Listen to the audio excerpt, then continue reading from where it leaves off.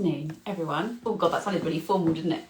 Hello, hello, hello. I am very much looking forward to having a gorgeous chat with Lisa, who, if you've not followed her or you're not following her, and you've not met her, there we go. There we go. Let's see if she's going to join us. So Lisa, I met through DKMS, and I'm hoping she's joining. Are you gonna? Can you come live with me, Lisa? Can you see me? There she is. Is she there? What do I do? No.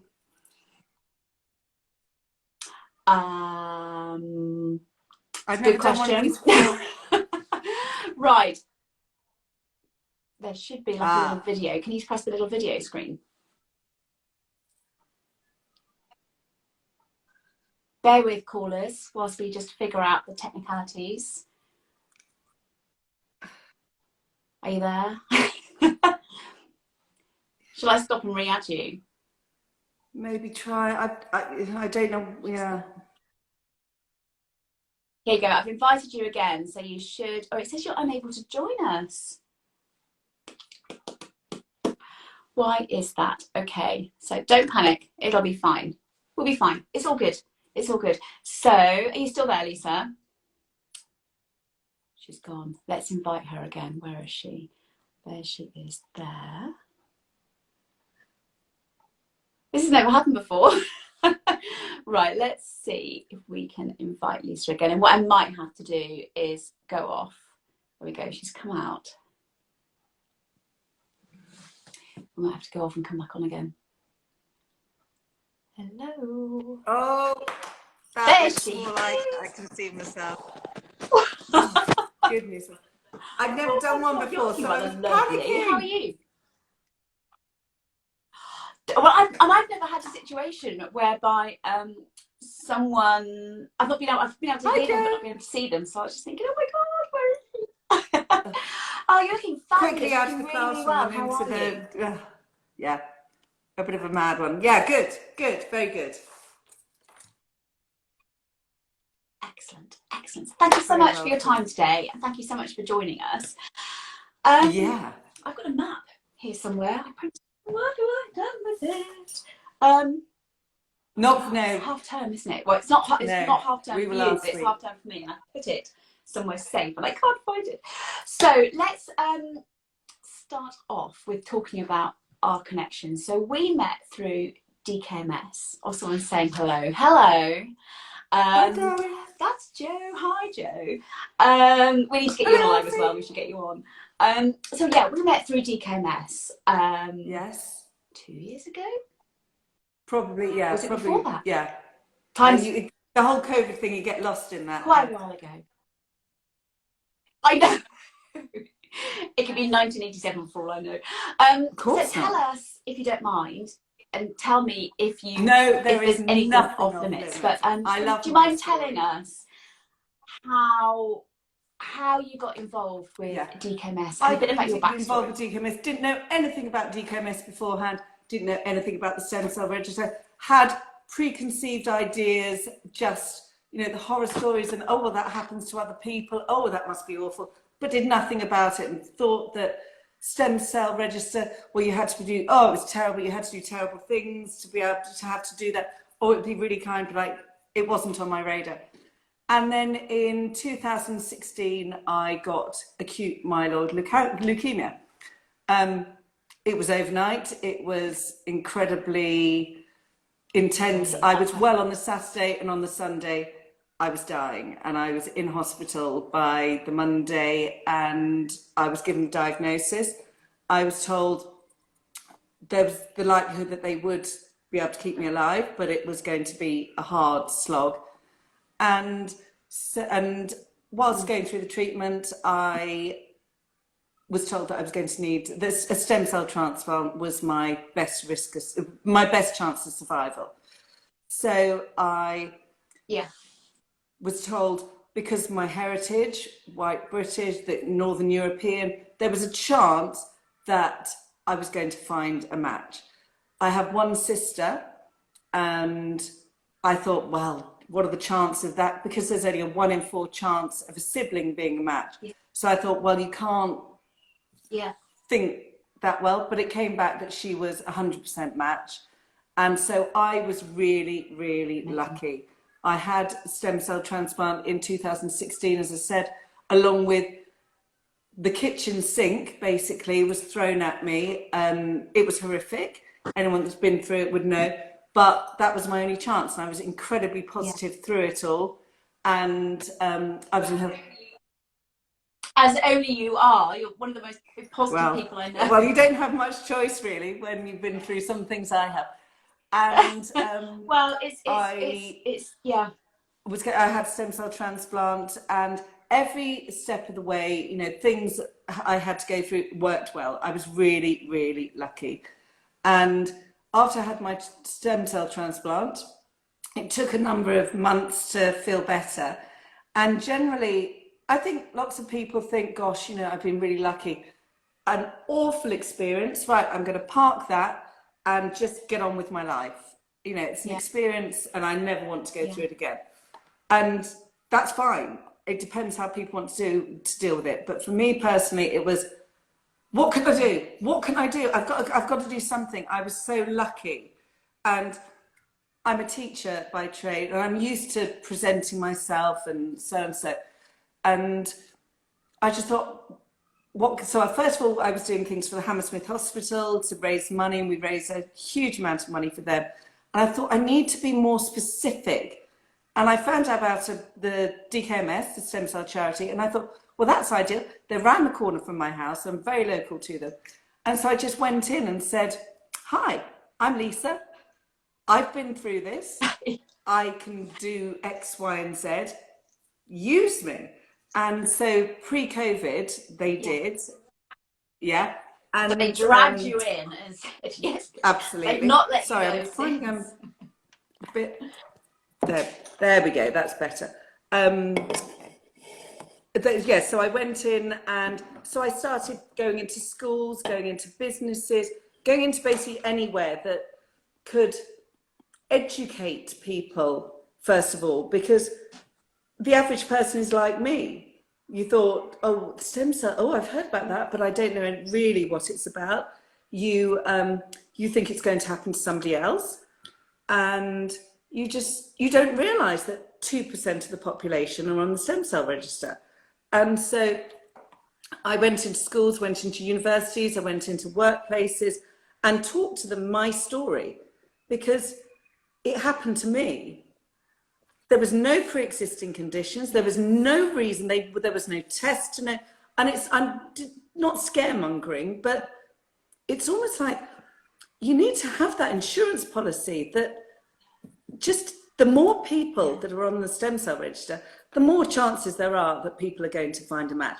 And this is, I say the joy, that this is a cancer where there is a cure. And me now, yes, there's lots of things I've gone through that mean I could get this, that, and the other. But as far as leukemia, there's just as much likelihood of me getting leukemia again as you getting leukemia, because mine was 100% match, and my stem cells are now my sister's. I have my sister's stem cells. I have her immunity. I have everything. And there are other things, but generally, there's a reason. You know, I'm alive, and so I want to do things, and that's what I do. So I talk, which I do a lot and are quite good at, and just to inspire people to do this and to educate them that 2% of the population are on it, and tell them how to do it. That it's so easy. All you have to do is 3 cheek swabs, 3 minutes of your life, and that's done. And you might never ever get asked, but you're on the register, and that insurance policy and shining that halo, as I always say. So I bang that drum just to get people on there. And it's just such a feel-good thing for people to know, well, I might save a life. And when you go to save a life, it's just like giving blood over a long period of time. My sister was in for 4 hours, but she saved my life through doing it. Without that, who knows? It's just it blows my mind. And I know I've spoken to so many people about, you know, what it's like to receive the stem cells. I used to look after patients pre and post. So, and as I said before, you know, it's such a ripple effect, isn't it, when you have that diagnosis? It's not just you dealing with it, it's obviously your family children as well. It was just terrific. It's just absolutely, and your life just changes in an instant. So having that match that your sister has been able to. But yeah, it blows my mind that not. And people, when I talk to them about this, about this, but I didn't know what. But I didn't know. Why don't more people know? Yeah. I said, well, you know what? This is the problem, and this is why I'm doing it. And if I can change that figure to 3%, you know, it's for those people who aren't lucky like me, that don't have a match, or who have to go to the stem cell register and there isn't a match. Because of the wonderful world we live in, all the interconnected, all the heritage, there isn't a match for everybody, but they can be. No. Absolutely, absolutely. Can I ask you? Thank you for sharing that in a real little nutshell. Can I ask you? No, nothing. If it's not too difficult, just to go back to that Saturday evening, how you felt, and then. What obviously be on a scaremongering, but obviously knowledge is everything, and quite often us Brits especially are very good at going, I'm sure it's nothing, I don't want to trouble anybody. You know, someone actually said to me the other day, I don't want to go to the doctors just in case it's not anything I need to worry about. But that's the whole point. So do you mine presented itself with everybody with what your pneumonia. How you presented, So at the time that was really bad and I couldn't breathe, and you know, the pain in my chest, and they sent out on the Saturday night they sent the paramedics, and the paramedics said, well, you're not having a heart attack, because that was their concern, but there's something you're not well, there's something not right. And so they said, you know, get in touch with your GP and on the Monday morning, and you know, good luck type of thing. And so on the Monday, I felt really, really ill. I was vomiting. I was, you know, I could hardly breathe. And the GP, and that's who there's many people that have saved my life, you know, so many people. But she was the first one where she could have just said, oh, it's probably a virus, just come back in a week. In a week, I would have been dead. It was so aggressive. And she said, go to Chelsea and Westminster Hospital, bypass A&E. I've phoned ahead. They're waiting for you. And that's, and I saw her about 6 months later. I took one of my daughters in, and she happened to be there. And both of us were a bit like, oh my goodness, come here, you know. And she said, I knew there was something wrong. I mean, I was so ill that there's no way I could have just sat on the sofa and thought, oh, I'll just give it till tomorrow. I was that ill, because it was the pneumonia at the time. And then I went to the hospital that day, and they said, well, you've got pneumonia. And I thought, oh, well, that's all right. I'll be fine. You know, I was having a collapsed lung and this, that, and the other. And then they said, the haematologist came in and said, your white blood cells are causing a lot of excitement. He said, we don't have the equipment, so we're going to send them to Hammersmith Hospital, which is a haematology centre of excellence, fortunately, again, local to me. And just they around said, the corner. we'll know in 24 hours. So I said, well, what are we talking about? Well, I was gonna say, have they said anything about that? Because I was well. I was 100% well on the Saturday. And even the Sunday when I first woke up, I was well. And he said, well, it could just be a virus. I said, what's the worst case scenario? He said, well, it is leukemia. And I said, well, I haven't got that. I was fine 2 days ago. It's nothing. And he came in 24 hours exactly to the minute next day and said, I'm very sorry, it's worst case. I wish you good luck, shook my hand. I wailed for a bit. And then he said, there's an ambulance waiting downstairs to take you straight to Hammersmith. And off I went, a bit out of it. But I remember being in the ambulance and the song What Doesn't Kill You Makes You Stronger came on the radio as I was doing the 10-minute journey between the two hospitals. And I was like, oh my goodness. Probably I'd said something probably bigger than that. And I said that's like, well, yeah. And I said, let battle commence. And at no point did I feel, well, it's just going to give up. It's just going to be awful. And it's going to, and when I got to the hospital, the consultant was waiting in the room and said, I'm going to give you one thing I'm going to say is don't Google anything. And I never did. So I'm not that knowledgeable about what I had and all the medical side of it. I don't really know. But I did the chapter in the book that you had to tackle at the time. And then my nurse would say, right, it's time to read the next chapter. Right, it's time to read the next bit. Unfortunately, this was before COVID, so I had all the love, all the care, all the people, all the everything around me. And, you know, my room was just amazing. You know, it was just this lovely room. And yeah, and my consultant, the first day I got in there, said, you know, we'll start the chemo tomorrow. We're going to do some biopsies. And he came and they did the biopsies. And then they came back that day and said, no, it's that aggressive. We're starting it now. So I started the chemo. Yeah. So it was the space, it was a whirlwind and continued so for the next few months. For months. And then yes, your sister, of course, was a match. Yeah. Which is phenomenal. I mean, the dream, right? So what's her... Claire.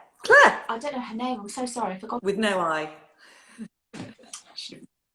Oh, sorry. I'm the greedy one in the house. Got all of it. So what was Claire's response when you were going through all of this? Did she know? Well, she's in the medical profession. There was a slight awareness, more so than me probably. And when I first got diagnosed, she said, I don't know what's going to happen. I don't know what they're suggesting, but I'll do whatever I need to. So from the word go, she'd said, I'll do it. So amazing. That was always on the back burner. Yeah. But they said, you know, because of my heritage, they said the chances of me finding a match they said, first of all, they start with the UK registry, then the American, and then the German. And it was, the Korean one was very high up there on the list that they would go to for me. So it sounded like there were quite a few options, basically, if my sister didn't work. But fortunately, she did. Yeah. What a gift. And the one day when she came into because I was there, so she harvests the cells in Hammersmith Hospital. And that was the one day that I didn't receive treatment. And so I was allowed, I went down, because my ward was upstairs and I'd been there for weeks. And I went downstairs and I was the visitor and she was the patient. Oh, don't. And I was bounding around like, I was mad that day, you know, hugging everyone I could possibly find, seeing these stem cells, look after them. And I remember that afternoon seeing my consultant on the stairs in Hammersmith Hospital. And he said, Lisa, we expect, what was it, something like, we expect 2 million. This might be the wrong figures, but it gives the idea. We hope for 2 million cells. Oh, you'll probably know more than me. Yeah. I've forgotten the number. We hope for 2 million cells. It's really good if we get 3 million cells. And your sister has given over 5 million cells. So you're starting on a good footing, really. Yeah. And that's love there, right there, isn't it? It's like, I was talking to my kids the other day actually about, you know, how when your brain says to you, when you do like a strength test, like so when you put your arm out, you do a strength test, and you can just push the arm down super quickly. But when you think about something for you that is you're incredibly passionate about, or you love, or you think about your family, suddenly the strength in your arm is phenomenal. And I wonder if, I'd love to know the research into that part of it, really, is because she knew who she was donating her stem cells to. I wonder, this probably sounds really cookie, and I've probably got people listening going, Claire, really? But I wonder if there is something in that. Yes. Because that's a lot of stem cells. Yes. And clearly, and so I had, you know, they come in a little pouch, and the next day I had them, and it was quite a, you know, I started off thinking, oh, it's going to be a big party, but it was a really calming, lovely, and the nurses, as you'd know, the nurses normally on the ward, they'd be rushing in, rushing out to give you medication, but they had to stay in for the whole process and for a while afterwards. And it was so nice with them to sit and be able to talk to them and find out about their families, and just, it was a really lovely time. Mad that I look back on it with love and whatever, but I do. It's like Hammersmith Hospital. Some people, you know, PTSD and whatever, they can't go back. Oh, it causes. But I was there this week for my 6 monthly check, and I just love it. My consultant, you know, I just love it. It's a place of safety. I feel incredibly safe when I'm there, and kindness, and lots of people that just, it was great. Even though I was stuck in that little room with, you know, no opening windows, 2 doors, you know, it was quite with a terrible view. When I look at lots of other people that I follow on Instagram and their lovely views, I had pipes. It was industrial. Well, that's London Hospital. It wasn't the views I suppose I was there for, and I certainly didn't get them. And just, you know, just hearing your story from your side, because I've always said I felt so privileged to be able to be a part of that journey, and not because you know your journey personally, but to be on that side of just being able to provide some form of because you rely so much on the nurses, just guiding the whole family and friends and everyone through that. And I think that, I don't know how you felt, but for me, looking after these patients post stem cell was really tricky, because they were in isolation, and you know, you have to be really, really careful, and you just have that intense connection with those individuals that had received the stem cells, because it was such an important time. Like, you desperately wanted it all to go so smoothly, and I'm just so pleased that it was and it was and why wouldn't I be doing stuff for why you know, it's madness not to want to shout it from the rooftops. As I say, I bang the drum as much as I can, and my sister, my children, my 3 daughters, oh, Mummy's telling a story again, oh, she's off again, you know. Shop assistants, well, you know, just something comes up and you go, well, I said, I didn't know, oh my god, what 2%, oh, what do I do? I'm always getting people involved. 17 to 55, do it. And I think the interesting thing is, well, let's just get my head around what I'm going to say. So the interesting thing is the fact that pre-COVID, you would say, you know, it's a swab, and people go, how do I get on the register? It sounds like it must be really technical. It sounds like it must hurt. It sounds like it actually sounds too scary for me, and I'm just gonna, I know it's important, but I'm just gonna back off. Whereas yes, COVID's been horrific, but one positive thing about it is that we are so used now to seeing these and no gagging swabs involved. everywhere. No gagging. And no sneezing. There's no sneezing. Yeah. And the fact that you just literally just wipe it around your mouth on the cheeks just for a couple of minutes, that is it. It's so super simple. But people can now visualize the process, whereas before it did sound scary. And it's down to people like you and Pete and Sal and they say so many people, you know, when you say you're watching This Morning and there's a small child with a parent saying there's a big appeal. Oh yes, you get on your phone. Oh, I'm going to do that. I'm going to send off the kit. Oh, I really want to do something, and it arrives, and it goes in the pile of post. And you think, oh, I'm going to do that. Oh, I must do that, and then you forget. Yeah. And it's so easy. Yeah. It's so small. Get lost. It's so easy. And so for the it main to thing get is, lost. as well as our signing up for it, just doing. I mean, it's 5 minutes from start to finish. 3 minutes on the swab, drying, put it in the envelope and back in the post. And it's a prepaid envelope as well. It's just so, You've done all the stuff on the, when you sign up, it's all on your phone.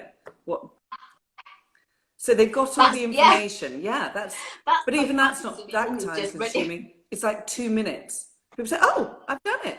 Yes. And then they'll take a few weeks, maybe 3 weeks to send out the kit to you. And then just 3 minutes, pop it in the thing and post box and done.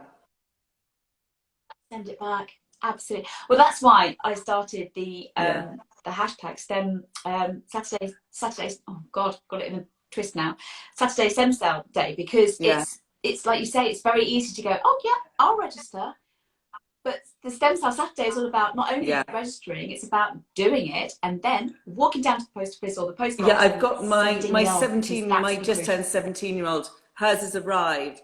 So she had a cold. So we're just waiting for, just take it easy. Yeah, and then she's going to be, obviously she didn't have a choice. But but my 18-year-old's already on it. Absolutely. And it's such a, well, I feel it's such a positive thing to do. It's, in fact, Georgina from DKMS said to me, well, we did a live about the missions, and she said, is there anything that you haven't got on your missions yet that you want to do? And I was like, if you could just arrange for that phone call to happen so I can donate my stem cells, you know, at any point. I've been on the register since I was 17, 18, so I'm like, I haven't got long, come on. So yeah, it's such a positive thing to do, and it makes the world of difference, as obviously you know, as many others do as well. But we need to get that percentage up. We need to get that percentage up. And as I was saying the other day, it's not just a case of getting more people on the register, but it's a case of there are people dropping off the register because they have either become poorly themselves or because they have reached the age where you can no longer donate. So 61 and the is sign the up, age. So you can carry on. Through COVID, you know, a lot of people just didn't get, you know, it just dropped off the radar as well. But people getting leukemia didn't drop off the radar. You know, they still say it carried on. That still happened, absolutely. So we need to make sure that number doesn't dip lower than 2%, because like I say, there are people falling off the register all the time, but we need to make sure that that happens. But thanks to you, that you know, we are having that conversation. That's what we said all along, isn't it? Is we just need to keep that conversation going as opposed to not, which leads me on to our mission. I'm so chuffed you're joining me.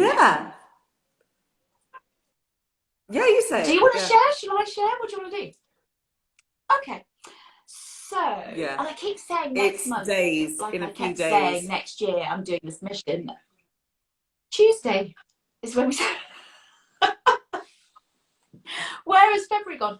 So Lisa has been, for everyone listening, thank you so much for joining us. And if you have got any questions, please do stick them in the comments box and we'll get back to you. But yeah, I had a fabulous chat with you. as we do, we talk, and talking about this crazy mission that I'm doing in my 50th year to raise 50k. Yeah. It's going to happen. We, you know, slow but sure. So next month's mission, which starts on Tuesday, is we decided we were going to virtually cycle, didn't we? Because we were discussing it, and we thought all different ideas, and suddenly we were like, yeah, that's the one. Yeah, that's it. That's it.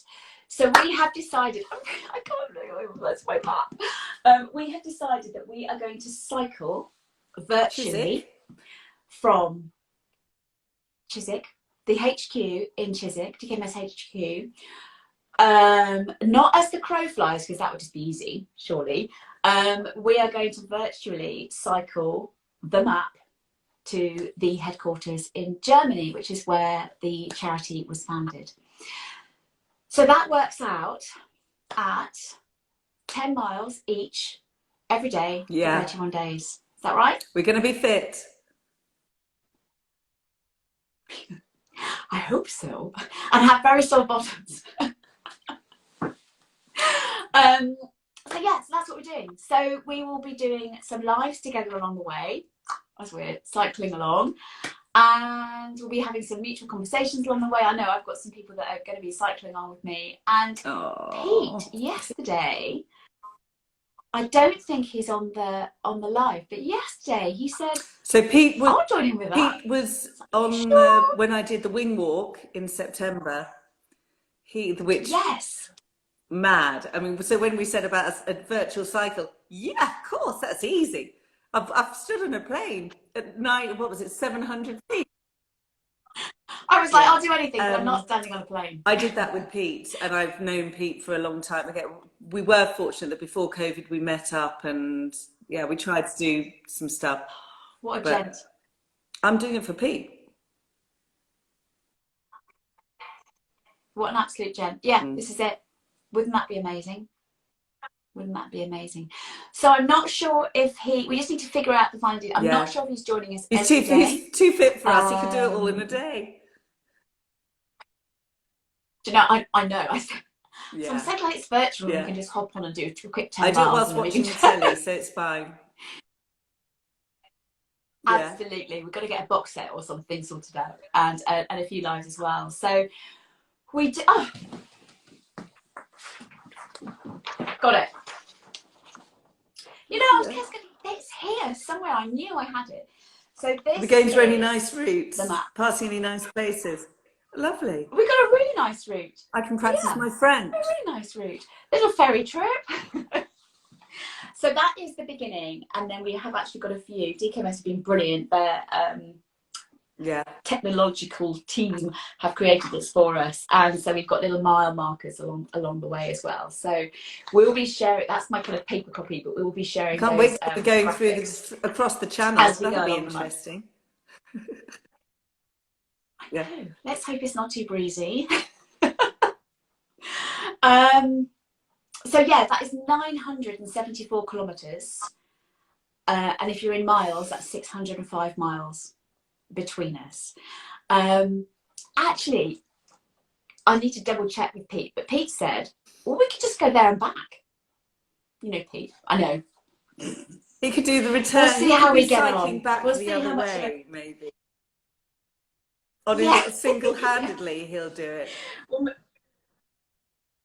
meet in Belgium for a Belgian bun. But no, so that is March's mission. So obviously we will be after some fundraising, some sponsorship as the month goes on. But I'm so excited about it. I think it's going to be so much fun. And this has been recorded, so do quote me.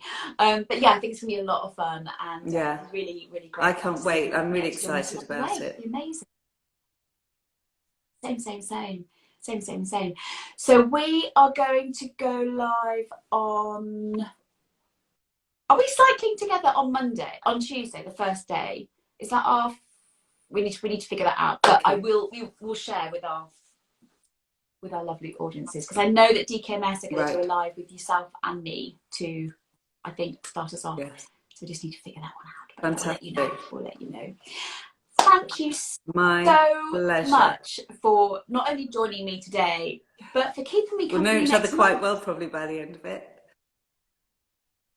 We will. You have to let me know what you're watching so I can have a watch party with you. But yeah, there'll be some times when we'll be able to cycle together, and there'll be other times when I think you're cycling in the morning, I'm cycling in the evening. But we will, by hook or by crook, we will be cycling from Chiswick, the headquarters in London, to the charity headquarters in Germany. Brilliant. Cool. You're very, Thank very you. well. Thank you so. I'll save this, so if anyone does have any questions or anything, then they can either comment in the box below or they can DM yourself. Any DMs to me. And, would love to help out or to whatever. You're so gorgeous. You really are. Thank you so much Brilliant. for your time. Next time I'll find my DKMS And I'm glad sweatshirt. I quickly ran in from school. It was all a bit of a rush, but I have a DKMS sweatshirt. No, it's I'll fine. be branded. I'll describe this. Well, oh God, we've had really horrendous weather here today. Yes. It's been absolutely lashing down. You just get cold. So it's the first it's the most snuggliest sweatshirt. So I just thought, last time I wore it, I was on the planes, up on the top of the plane. I've thrown myself out of a plane a couple of times for charity, but I'm not sure I could stand on a plane. Anyway, all right. You're a very brave lady. A very brave lady. No problem. Thank you so much for your time. Take care. Thanks everyone for joining us, and we'll speak soon. And you.